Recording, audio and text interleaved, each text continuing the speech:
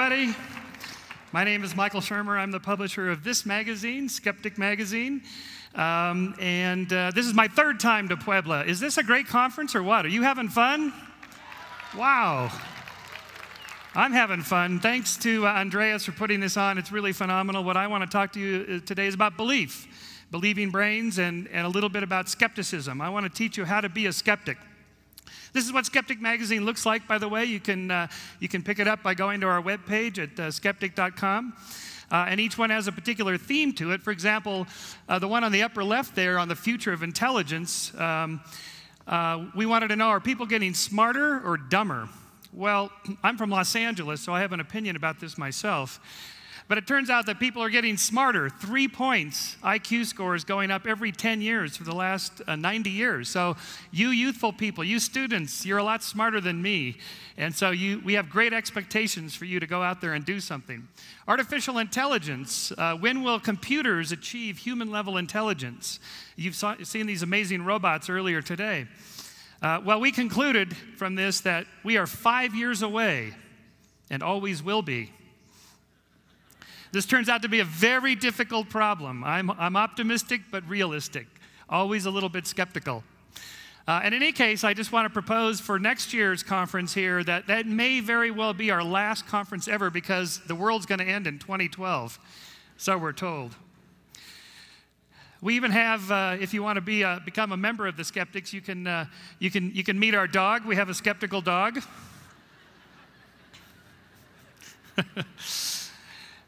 Now, the brain is a belief engine. That is, we can't help but form beliefs. We are pattern-seeking primates. We connect the dots.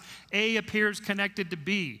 Whether it's Pavlov's dog up there in the upper left corner, you ring the bell, you give him some food and he salivates. You ring the bell, you give him some food and he salivates. You ring the bell and he salivates. He's learned. He's connected A to B. That's called association learning. That's classical conditioning. Or you put the rat in the box and you train him to press the bar to get the food. That's operant conditioning. He's associated the bar press with the food. A is connected to B.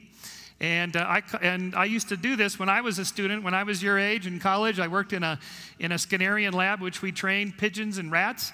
I just thought since we have so many students, I would show you what it looked like back then. This was a computer. That has less computing power than your telephone does. And a lot of you students won't recognize these, but these are called pencils. And we used to use those. And before Excel spreadsheets, those were data sheets. So this was one of my pigeons, and I was training him to press the left key or the right key, and if we gave him twice as many reinforcements on the left key, would he press it twice as many times? The answer is not quite, but what we discovered was that if you randomly give him a reinforcement, no matter what he was doing just before you gave him the reinforcement, let's say he spun around this way and touched his wing on the wall, if you got a reinforcement right after that, he repeated that behavior. That's called superstition. Superstitious learning or magical thinking. And if you think it's just the subject because he has a tiny little bird brain, just go to Las Vegas, Nevada, and watch the superstitious process going on there. I call this process patternicity, the tendency to find meaningful patterns in both meaningful and meaningless noise. So in there we make two kinds of errors. A false positive is believing a pattern is real when it isn't. And that's a type 1 error. Or a false negative is not believing a pattern is real when it is. Okay, let's do a thought experiment. Imagine you're a hominid on the plains of Africa 3.5 million years ago, and you hear a rustle in the grass. Is it just the wind, or is it a dangerous predator? Well, if you assume that the rustle in the grass is a dangerous predator, and it turns out it's just the wind, you've made a type 1 error, a false positive. You thought A was connected to B, but it's not. But that's a low-cost error to make. If, on the other hand, you believe the rustle in the grass is just the wind and it turns out it's a dangerous predator, you're lunch. Congratulations, you've just been given a Darwin Award for taking yourself out of the gene pool early before reproducing. And we are the descendants of those who tended to make that assumption. That is, the lesson of patternicity is that we evolved this rule of thumb. Believe everything is real just in case it is real and dangerous. Because if it's not real and not dangerous, then it doesn't matter. So let's look at some examples of how our brains find meaningful patterns in random noise. What do you see here? A horse, that's right. A horse, of course, unless it's a frog.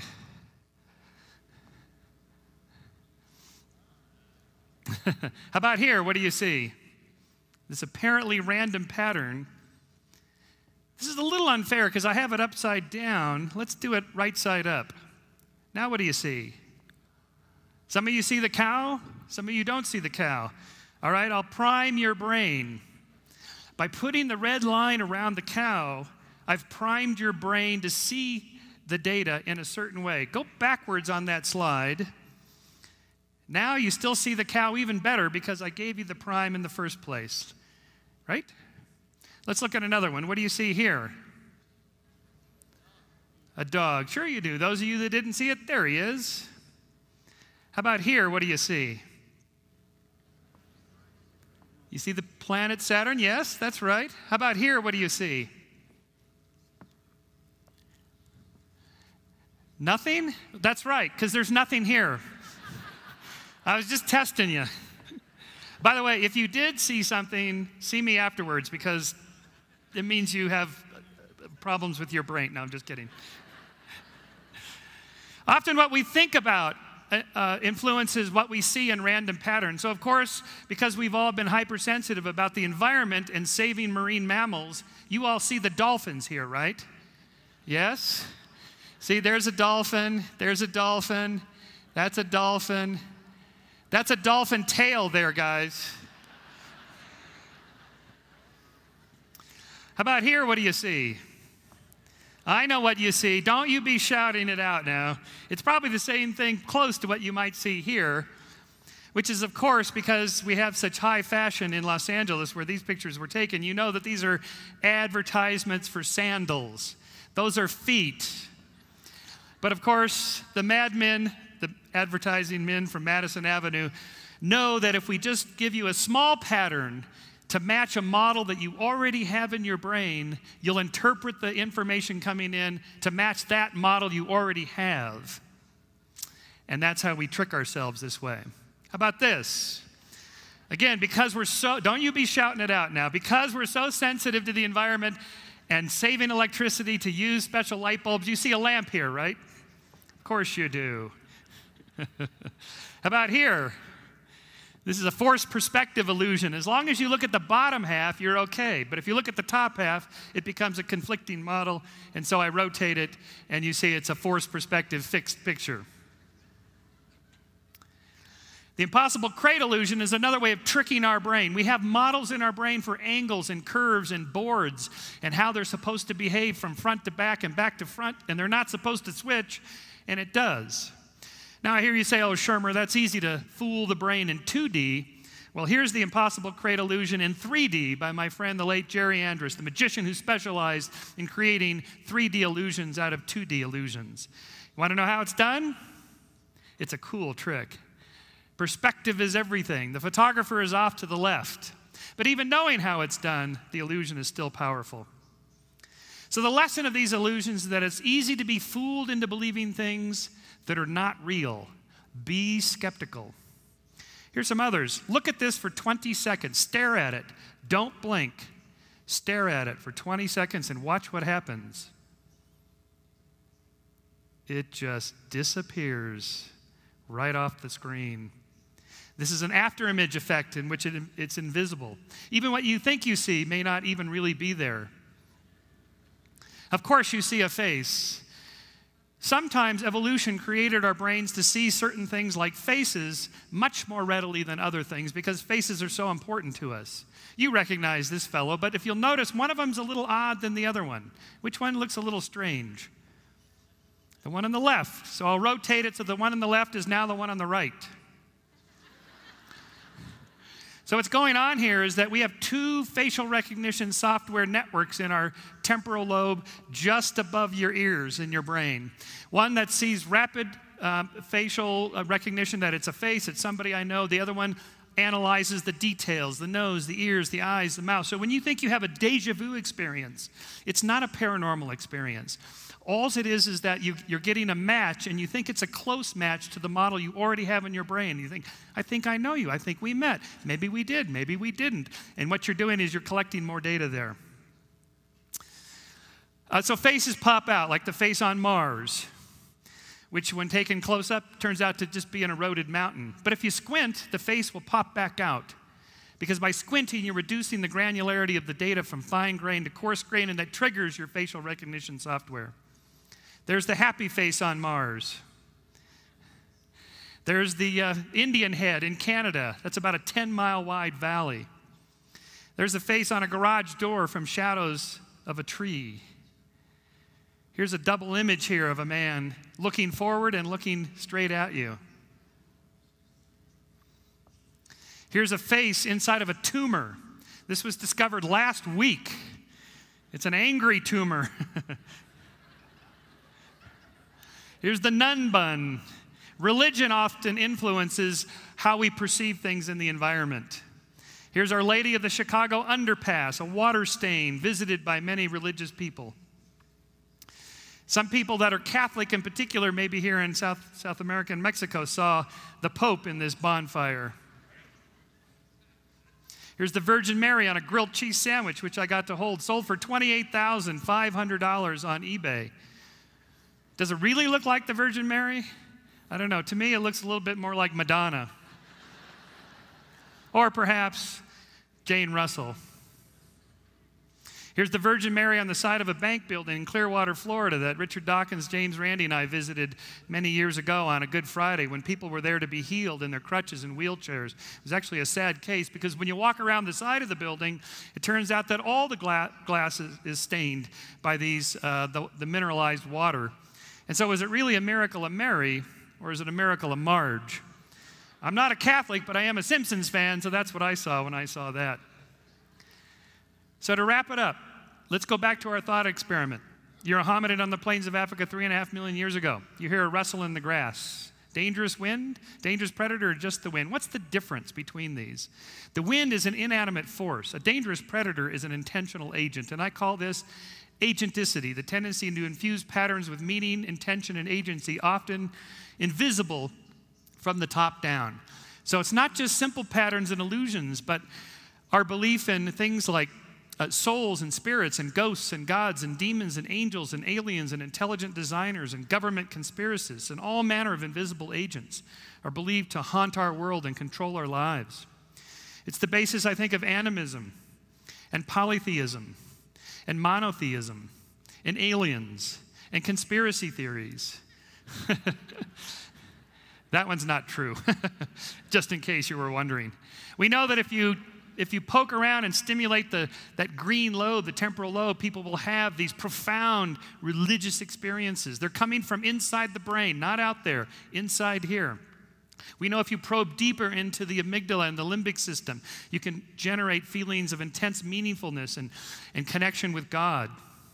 You can generate out-of-body experiences and near-death experiences through oxygen deprivation, for example, through accelerating in a centrifuge.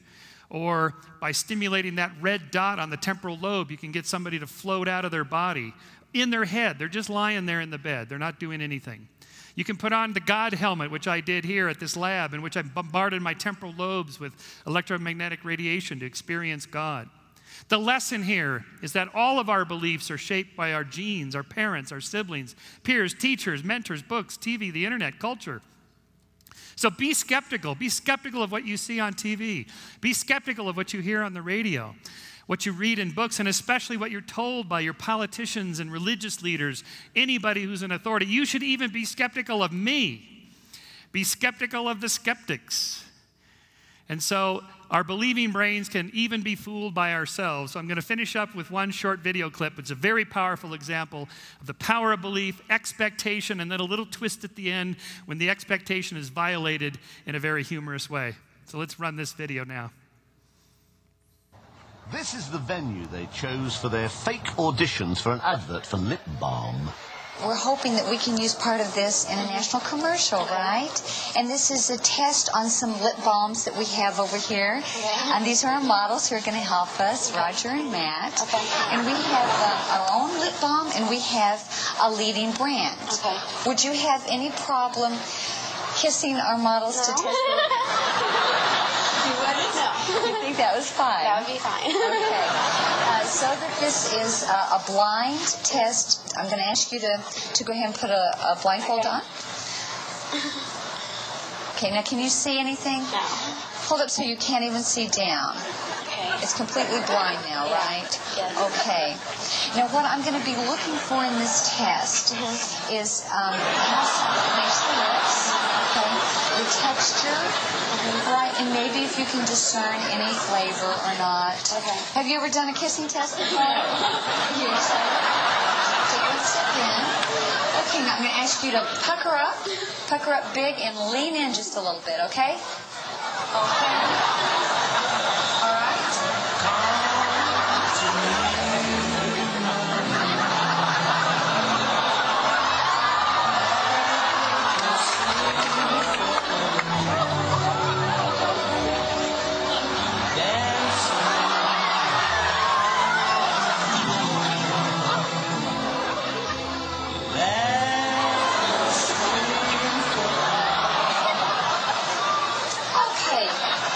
Jennifer, how did that feel? Good.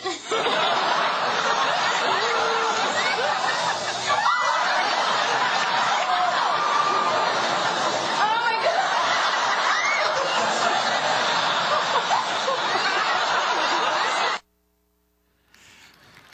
Thank you very much. Thank you so much. Really appreciate that. Thank you for having me again.